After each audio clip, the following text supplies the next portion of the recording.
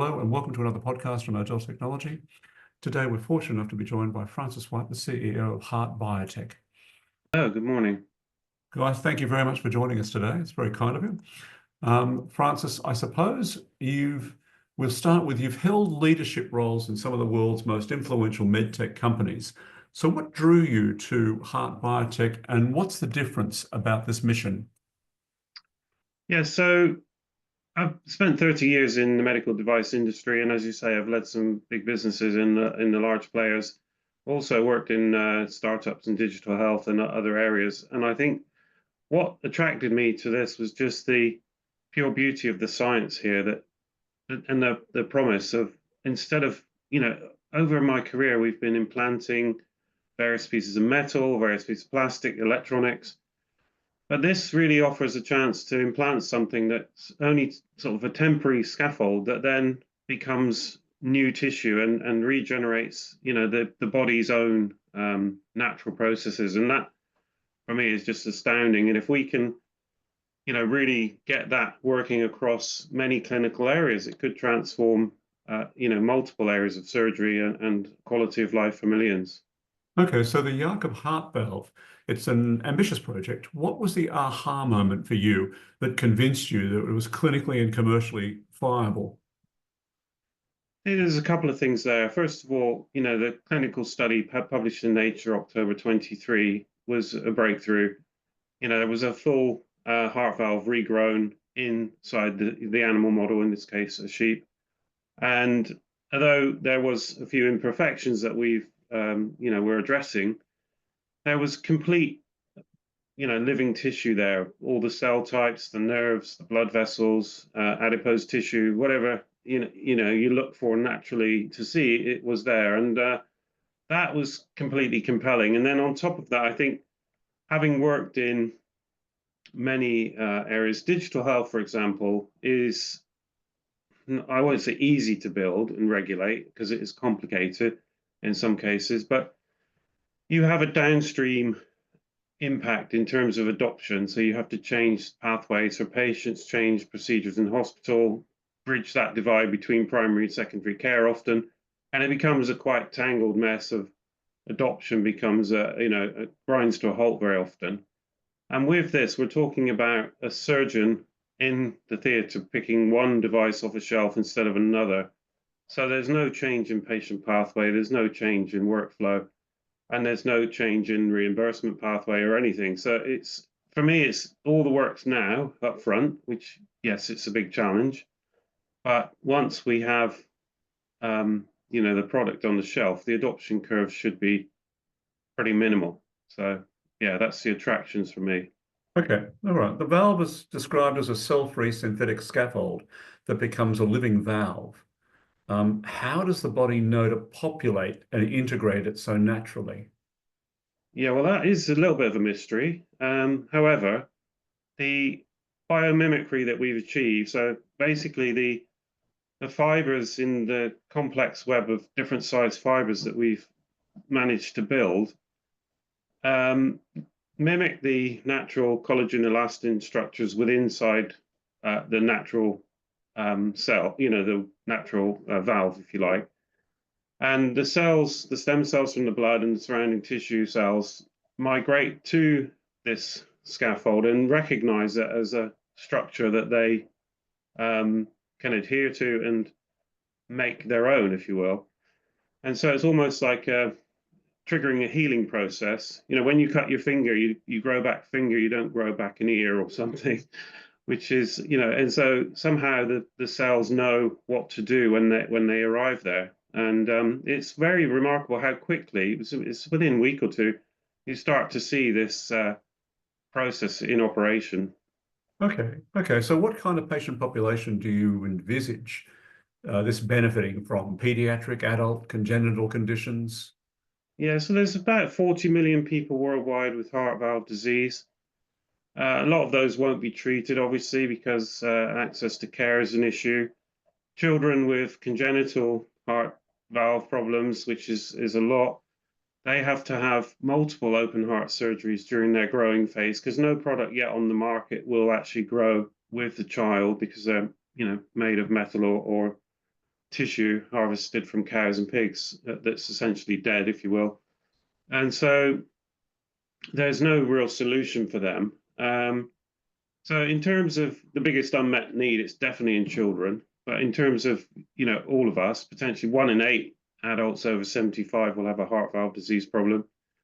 And, the solutions available today have a lot of compromise. If you have a mechanical valve, which is the sort of gold standard for younger patients, that commits you to a lifetime of anticoagulation. And anticoagulation sounds, okay, but actually it means you can't do any kind of sport where you might get injured. You can't, become pregnant. So, young women can't have that. So that means having a tissue valve. The tissue valve is the other side of the option sheet, which is good on lots of levels, but it only lasts 10 to 15 years. And you can imagine, even at 75, a lot of people are expecting to live longer than 10 to 15 years. Yeah. So, yeah, it's a lot of compromise in the current solution. So I'm fully expecting this to make all heart valves obsolete in due course. Okay. Okay. So do you see the technology applying beyond heart valves? So vascular grafts, stents, even solid organ scaffolding? Yeah, and this is the uncharted territory. We don't yet know. We've seen some of our sort of industry colleagues, let's say, going into some of these areas. Companies pursuing vascular grafts because they're simpler. They're actually potentially faster route to market, but the unmet need is not so loud crying out as in heart valves. So Absolutely. we're trying to address the high unmet need first, and then work around from there afterwards. Okay, so what are the biggest regulatory hurdles for a product like this? Is there a pathway via the MHRA, innovative licensing and access pathways, I think they're called, or the FDA's breakthrough device program? Yeah, not fully sure what's happening with MHRA. The IDAP pathway, I can't remember what IDAP stands for. That was a pilot was introduced during COVID, and I think it's not yet been renewed or kicked off again. Yeah. I think that's a funding question. So we would love to go down that kind of accelerated pathway. In the US, we prior to current events, we've been working with the FDA hand in glove, with the view that the US would be our first market, and we would fully expect to get breakthrough device designation because of the unmet need in children in particular. Sure. And there's nothing else like it. The good thing about breakthrough device designation is you can start selling even at the early stages of clinical trials, and that obviously helps a small company like ours expand. I mean, that said, the larger medtech companies are already talking to us that they can sense a shark in the fish tank, as it Yes. were. So potentially they'll want to acquire a company like ours before we get too far down the road. Yes. So we don't know exactly. Okay, so can you share any progress towards a first in human trials and what endpoints are most meaningful for a next generation heart valve?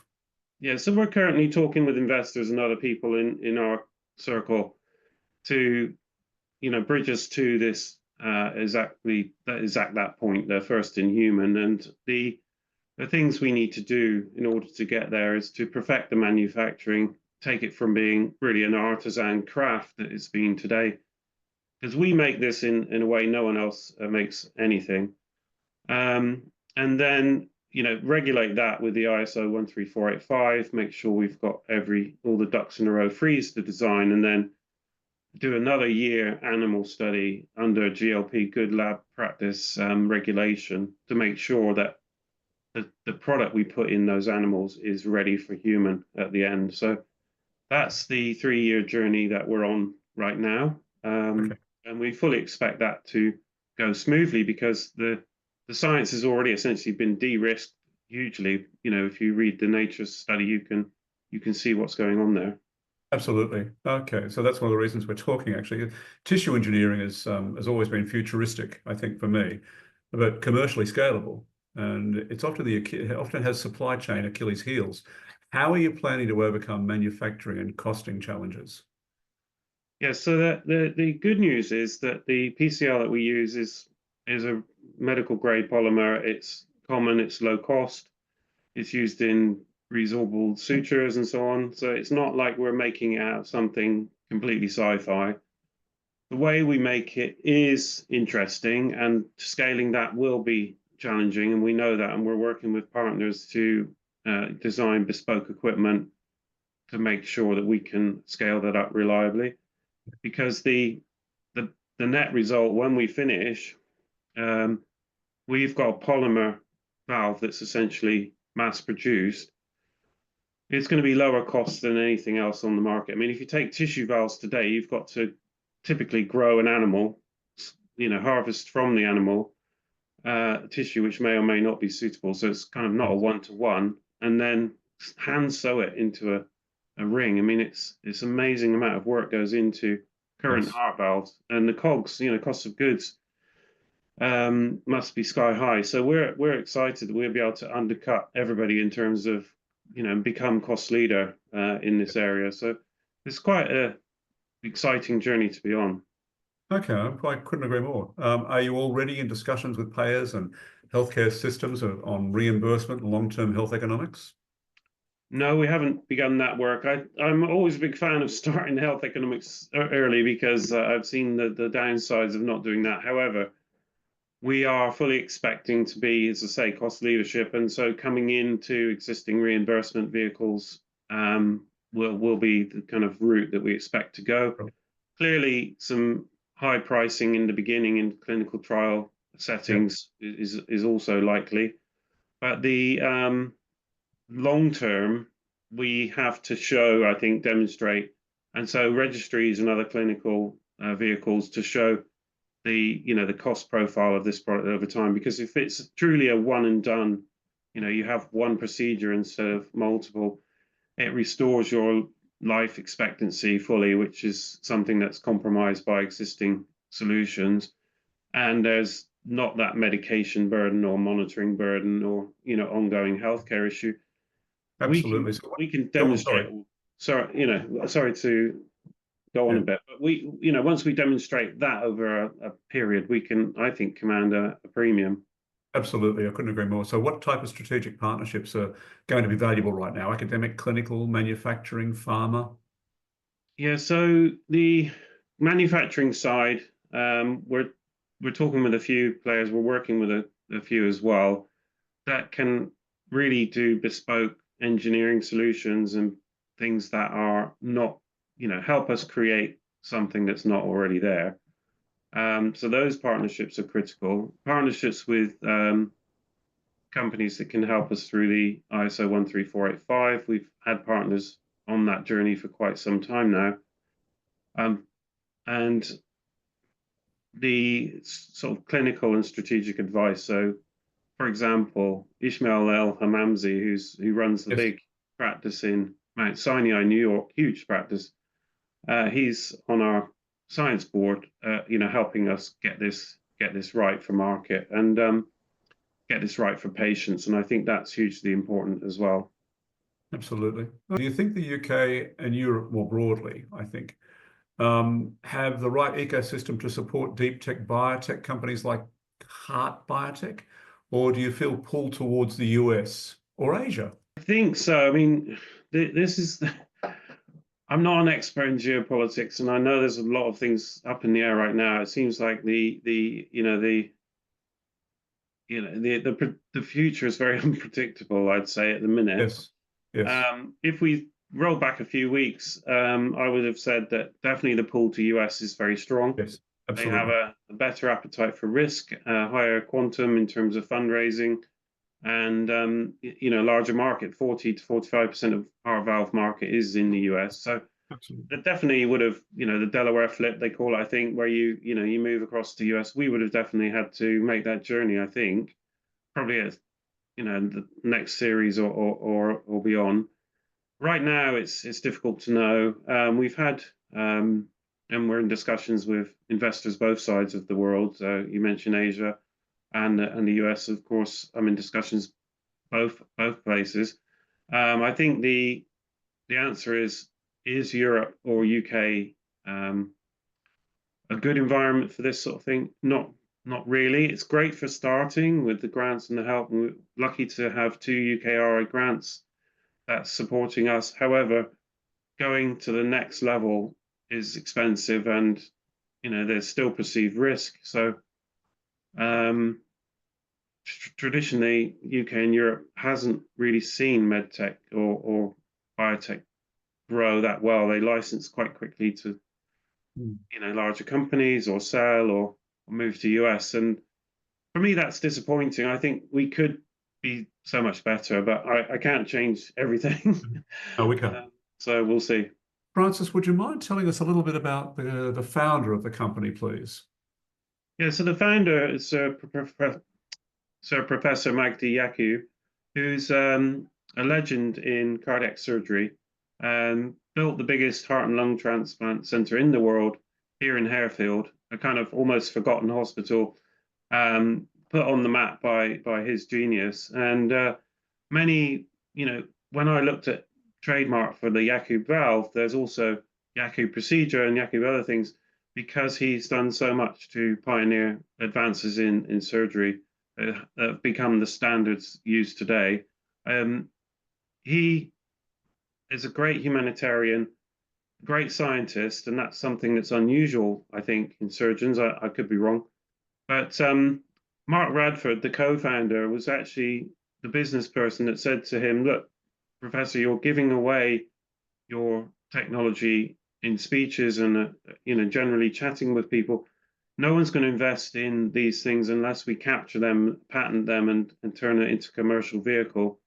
And that's where Heart Biotech it was formed in 2014, really just to lock in some of these genius ideas coming out of the tissue engineering research. And that's been going, just to be clear, that's been going 30 years. So this product has come from a long journey of effort. It's not an overnight success by any means. Well, Francis, you've been successful in the past, immensely successful, and I'm sure you will be with this particular venture. I have followed your track over the years, and I'm pleased to finally meet you. So thank you very much for your time today. I think what you're doing is revolutionary, and I wish you all the very best of luck and good fortune. Thank you, Stephen. It's been a pleasure, and thank you so much for having me on this podcast today.